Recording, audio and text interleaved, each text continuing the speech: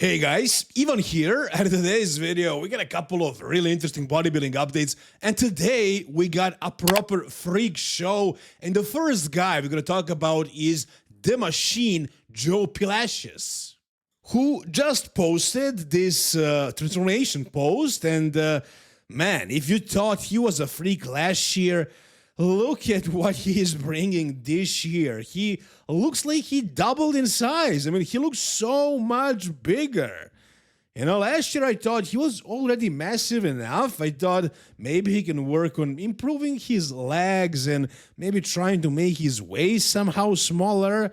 I did not expect him to put on this much size, but I guess it just happened. Obviously, this guy has great genetics for growth, so he is massive. He was massive last year, but what he's bringing this year is next level, guys. This is an insane amount of size. He's over 300 pounds, and he's been over 300 pounds for a while now.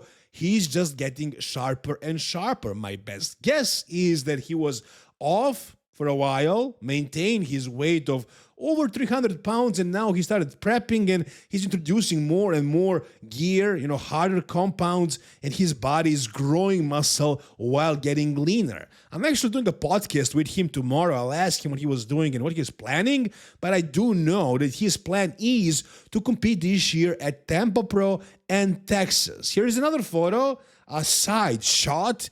Man, look at that side leg. Look at the size in those freaking legs. Hamstrings and quads, both.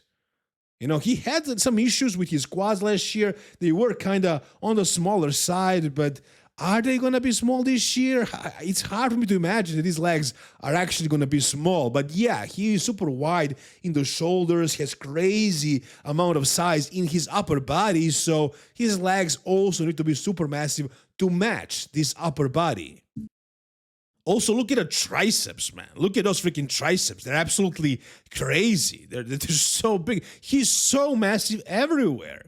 This guy is definitely going to be one of the freakiest guys this year. And again, he's doing Tampa. Here are his photos at 15 weeks out of Tampa. And then a couple of weeks after that, we got Texas Pro. Now, of course, he plans on winning at least one of those two shows and qualifying for the Mr. Olympia. Last year, he was second.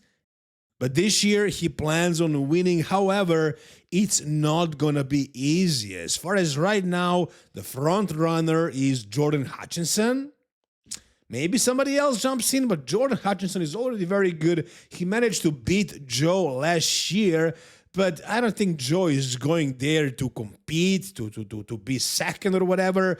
I think he wants that to win, and he doesn't care who else is showing up, whether it's a top 10 Olympian or top 12, whatever he was, Jordan Hutchinson, or a top 5 Olympian. I don't know who else might enter. He plans on winning this show, and he looks like he really believes that. Like he really wants that because he progressed a ton. Now, yeah, his waist is a bit of an issue. How well did he improve it? He's going to be able to hide it somehow?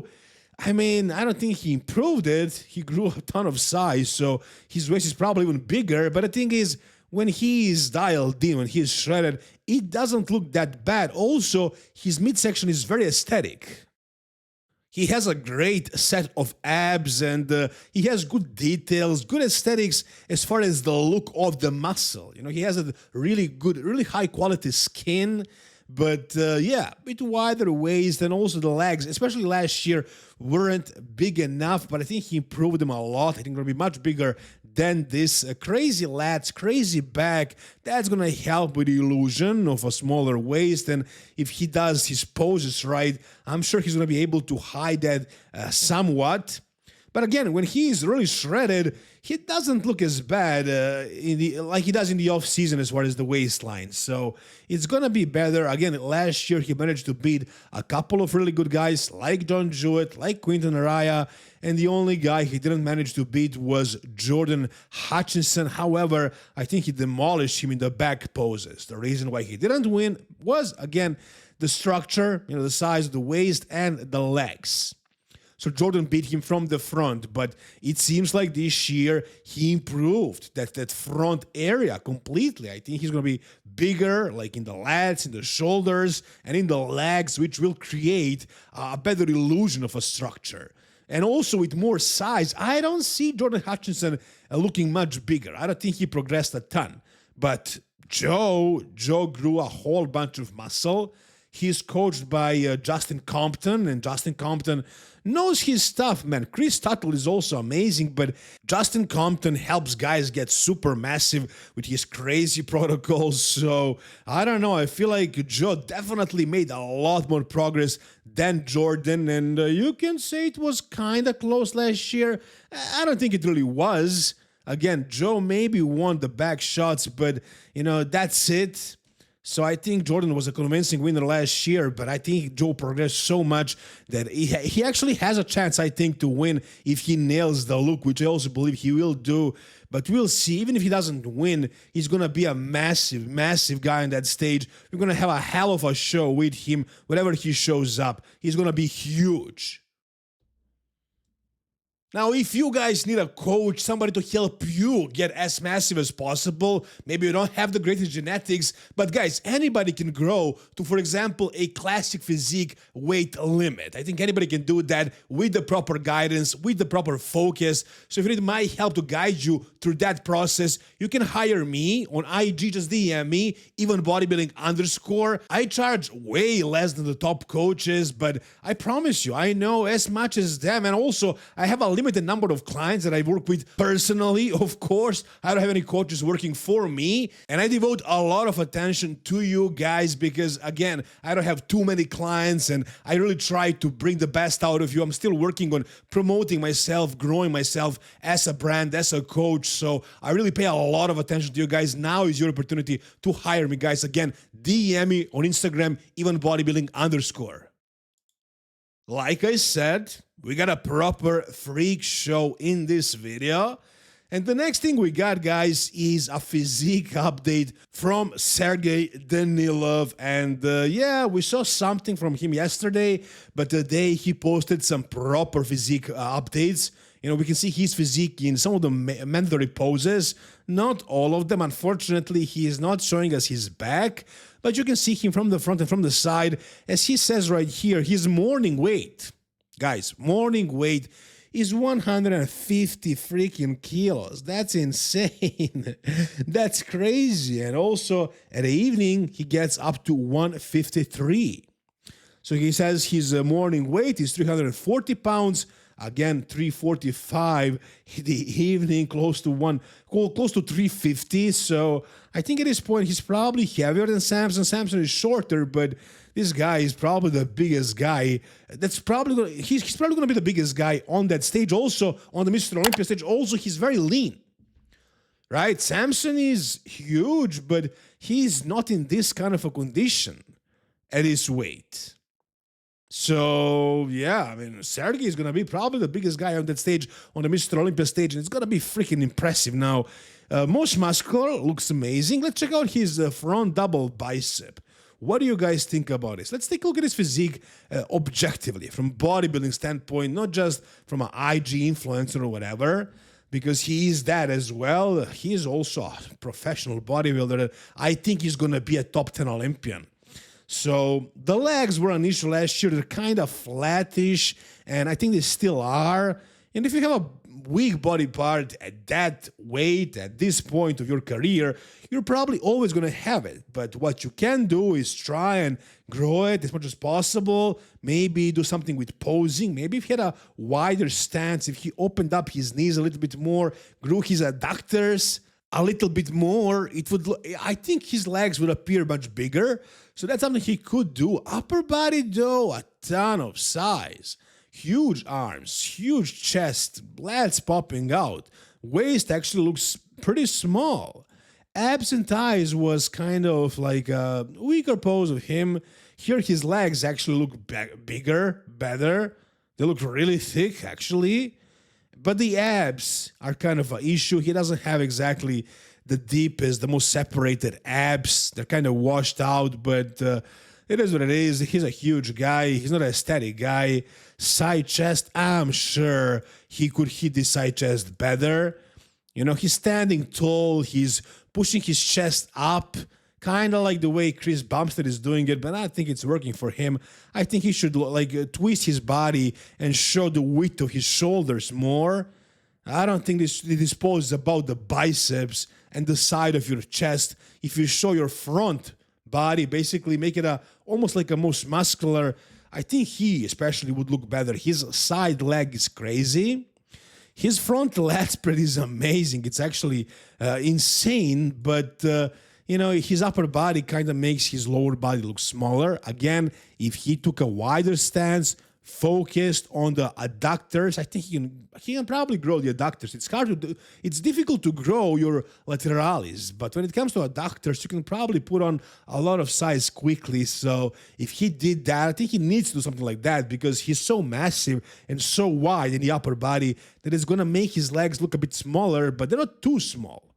They're just a little bit smaller than the upper body. If he added 2 centimeters, an inch to both of them, it would look amazing. But even like this is looking crazy. Again, we have no idea what his back looks like. As far as I know, it's pretty decent. But overall, man, this guy with his size and everything and conditioning with his size, he's just crazy. He's amazing.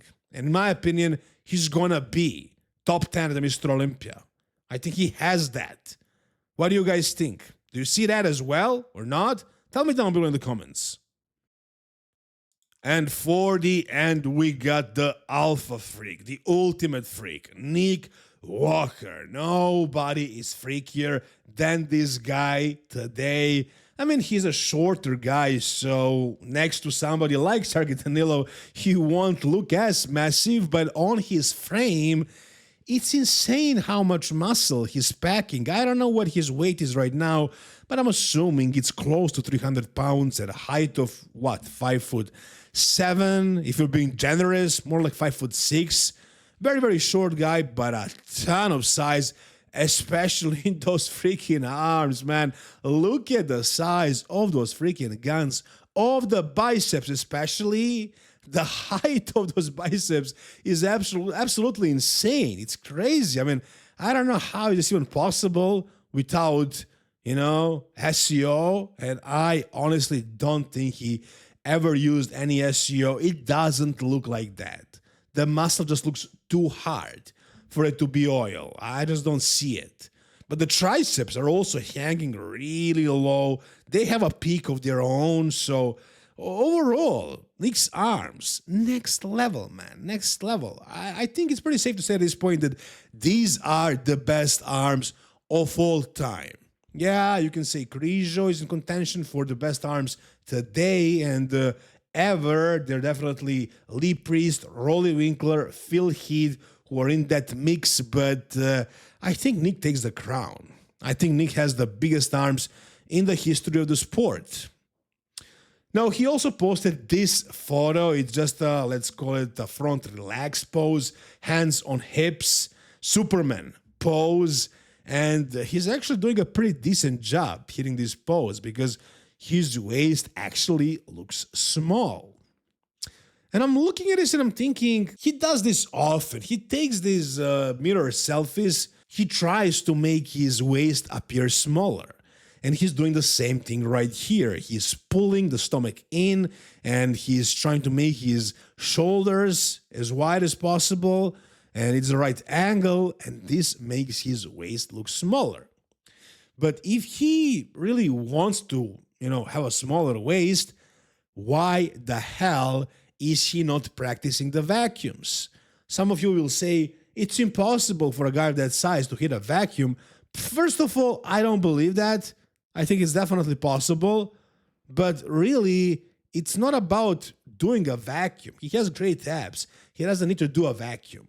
It's about strengthening those transverse abdominis muscles and just being able to, you know, not do a vacuum, but just keep that stomach tucked in at all times. And I'm pretty sure if Nick was doing the vacuums, if he was focused on this, he would post about it. He would talk about it, but he is not doing that. And also, based on what I heard from his previous coaches, I don't think he really cares. I think he cares only about getting as big as possible, as conditioned as possible for the stage, and just, doing the poses professionally. Like, he knows how to hit a pose and stand there for a very long time. But when it comes to transitions, he does not care about them, and that's his biggest mistake. That's why he's losing shows, placing lower than he should. That should be his main point, because he absolutely does not need to grow any more muscle. He's definitely big enough, but I don't think it's getting to Nick. I don't know if he's watching my videos. I keep speaking about it every single video about him. So if he does, I hope he hears me and tries to think about it and actually do something about it. But as of right now, I don't think he has. I think he's too lazy for that. He loves bodybuilding, he loves dieting, he loves competing, but when it comes to doing difficult things like vacuums or planks or whatever, I don't think he's willing to put in the work. But maybe I'm wrong. Whatever you guys think, tell me down below. That's gonna do it for today's video, guys. If you enjoyed it, give it a thumbs up, subscribe to the channel for more content like this. See you soon, guys. All the best, and bye-bye.